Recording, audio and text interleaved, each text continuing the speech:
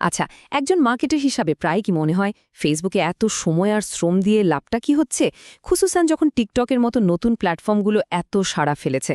যদি এটা ভেবে থাকেন তাহলে আপনি কিন্তু একা নন। চলুন আজ একটু তলিয়ে দেখি ২০২৫ সাল এবং তারপরেও ফেসবুক আমাদের ব্যবসার জন্য আসলে কতটা কাজের।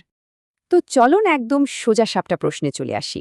অনেক ছোট ব্যবসার মালিক আর কন্টেন্ট ক্রিয়েটরদের মনে কিন্তু এই প্রশ্নটা ঘুরপাক খাচ্ছে, ফেসবুকের যুগ কি আসলেই শেষ? অর্গানিক রিচ তো দিন দিন কমছে, প্রতিযোগিতা বাড়ছে, তাহলে কি আমাদের মনোযোগটা অন্য কোথাও দেওয়া উচিত? কিন্তু দাঁড়ান, কোনো সিদ্ধান্তে আসার আগে চলুন ফেসবুক মার্কেটিং এক্সপার্ট ম্যারি স্মিথের কথাটা একবার শুনি। তিনি বলছেন, ফেসবুক শুধু বেঁচেই নেই, বরং আগের চেয়েও ভালোভাবে টিকে আছে আর অর্গ্যানিক রিচ বাড়ানোর জন্য নতুন নতুন সুযোগ তৈরি করছে। কিন্তু কিভাবে? সেটাই তো আমাদের আজকের আলোচনার মূল বিষয়। তো আজকের আলোচনায় আমরা মোট 4টা জিনিস দেখব। প্রথমে ফেসবুকের এই নতুন চেহারাটা বোঝার চেষ্টা করব। এরপর এর অ্যালগরিদম কিভাবে কাজ করে সেই রহস্যটা জানব। তারপর দেখব ঠিক কোন ধরনের কন্টেন্ট এখন সবচেয়ে বেশি চলছে, আর সবশেষে কিভাবে এই প্ল্যাটফর্ম ব্যবহার করে আয় করা যায় সেটাও জেনে নেব। চলুন তাহলে শুরু করা যাক। পর্ব 1, ফেসবুকের নতুন পরিচয়। দেখুন, ফেসবুকের মূল উদ্দেশ্যই একটা বিরাট পরিবর্তন চলে এসেছে। এটা এখন আর শুধু বন্ধু বা আত্মীয়দের সাথে কথা বলার জায়গা নেই। ফেসবুক এখন হয়ে উঠেছে একটা কন্টেন্ট আবিষ্কারের প্ল্যাটফর্ম। ফেসবুক এখন একটা ডিসকভারি ইঞ্জিনে পরিণত হয়েছে। এর মানেটা কি? খুব সহজ করে বললে, ফেসবুকের অ্যালগোরিদম এখন আর শুধু আপনি কাকে ফলো করছেন তার উপর ভিত্তি করে কন্টেন্ট দেখাচ্ছে না, বরং আপনার আগ্রহ কিসে সেটাকেই বেশি গুরুত্ব দিচ্ছে। অনেকটা টিকটকের মতো, তাই না? আপনাকে এমন সব জিনিস দেখাবে যা ওর মনে হয় আপনার ভালো লাগবে, যদিও আপনি সেই পেজ বা ক্রিয়েটরকে চেনেনও না। ভাবতে পারেন এই পরিবর্তনটা কতটা বড়? এখন আমাদের নিউজ ফিডের প্রায় অর্ধেক, মানে 50% কন্টেন্টই আসে এমন সব অ্যাকাউন্ট থেকে যাদের আমরা ফলো করি না। এর মানে কি দাঁড়ালো? এর মানে হলো আপনার ফলোয়ার কম হলেও ভালো কন্টেন্ট বানাতে পারলে সেটা এখন ভাইরাল হওয়ার সুযোগ অনেক বেশি। আর সুযোগের কথা যদি বলি, তাহলে তো সংখ্যাটা একবার দেখুন। এখনও প্রতি মাসে প্রায় 3 বিলিয়ন, মানে ৩০০ কোটি মানুষ ফেসবুকে সক্রিয়। এত বিশাল সংখ্যক দর্শককে কিন্তু কোনোভাবেই উপেক্ষা করা যায় না। এটা এখনও বিশ্বের সবচেয়ে বড় সোশ্যাল প্ল্যাটফর্ম। তো এবার আসা যাক দ্বিতীয় পর্বে। এখানে আমরা এই নতুন ডিসকভারি ইঞ্জিনের পেছনের মূল চালিকা শক্তি, মানে অ্যালগরিদমটা নিয়ে কথা বলবো। খেলার নিয়ম যখন বদলে গেছে, তখন তো নতুন নিয়মগুলো শিখে নেওয়াই বুদ্ধিমানের কাজ, তাই না? ফেসবুকের অ্যালগোরিদম কিন্তু মোট 4টা ধাপে কাজ করে। প্রথমে সে তার হাতে থাকা সমস্ত পোস্টের একটা তালিকা বা ইনভেন্টরি তৈরি করে। এরপর সে হাজারো সিগন্যাল বিশ্লেষণ করে দেখে, যেমন কি এ পোস্টটা করেছে, কখন করেছে, ছবি না ভিডিও ইত্যাদি। তৃতীয় ধাপে সে অনুমান বা প্রেডিকশন করার চেষ্টা করে যে আপনি পোস্টে লাইক, কমেন্ট বা শেয়ার করবেন কিনা।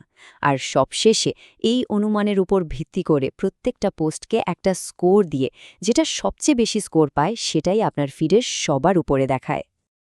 তো অ্যালগোরিদম মূলত 2 ধরনের কন্টেন্ট আমাদের দেখায়। একটা হলো কানেক্টেড আর আরেকটা রেকমেন্ডেড। কানেক্টেড কন্টেন্ট মানে হলো আপনার বন্ধু, পরিবার বা যে পেজগুলোকে আপনি ফলো করেন তাদের পোস্ট। আর রেকমেন্ডেড কন্টেন্ট হলো সেইগুলো যা আপনার আগ্রহের উপর ভিত্তি করে দেখানো হয়, যদিও আপনি তাদের ফলো করেন না। একজন ক্রিয়েটরের জন্যে কিন্তু এখন দুটোই সমান জরুরি। তাহলে এখন প্রশ্ন হলো, অ্যালগরিদমকে খুশি করতে ঠিক কি করতে হবে? কয়েকটা জিনিস খুব গুরুত্বপূর্ণ।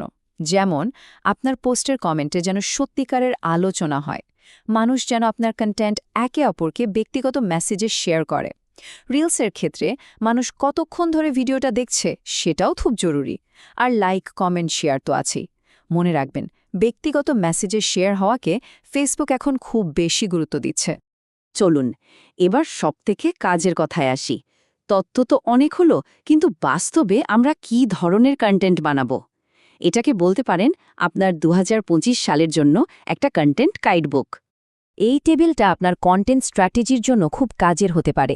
নতুন দর্শকের কাছে পৌঁছাতে চান, তাহলে রিলসের কোনো বিকল্প নেই, কিন্তু শর্ত একটাই, প্রথম ৩ সেকেন্ডের মধ্যেই দর্শকের মনোযোগ ধরতে হবে।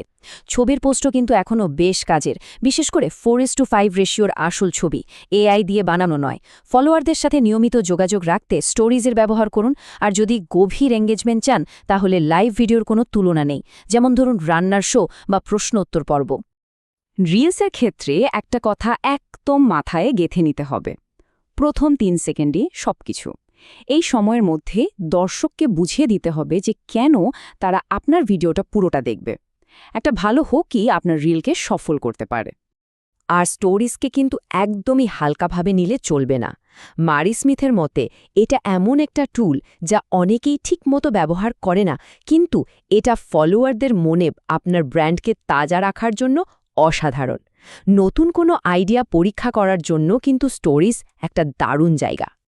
আচ্ছা, এত কিছু তো হলো, কন্টেন্টও বানানো হলো, কিন্তু টাকাটা আসবে কোত্থেকে? সবশেষে আমরা চতুর্থ পর্বে চলে এসেছি। চলুন এবার ফেসবুক থেকে আয় করার উপায়গুলো নিয়ে কথা বলা যাক। ফেসবুকের নতুন কন্টেন্ট মনিটাইজেশন প্রোগ্রাম কিন্তু একটা দারুণ ব্যাপার। এখন আর শুধু লম্বা ভিডিও থেকে নয়, আপনার বানানো রিলস, স্টোরিজ, ছবি, এমনকি টেক্সট পোস্ট থেকেও আয় করার সুযোগ আছে। আয়ের রাস্তা কিন্তু অনেকগুলো খোলা আছে।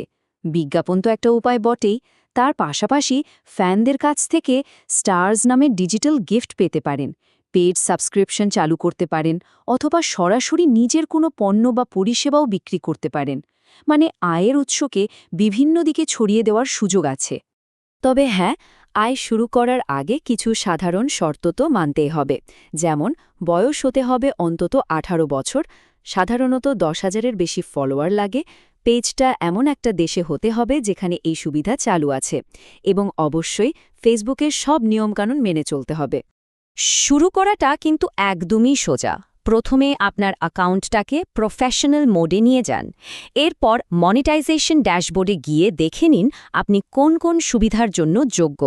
যে ফিচারগুলো আপনার জন্য খোলা আছে সেগুলো চালু করুন, আর সবশেষে আপনার ব্যাঙ্ক অ্যাকাউন্ট যুক্ত করে পেমেন্ট সিস্টেমটা সেট আপ করে নিন। ব্যাস।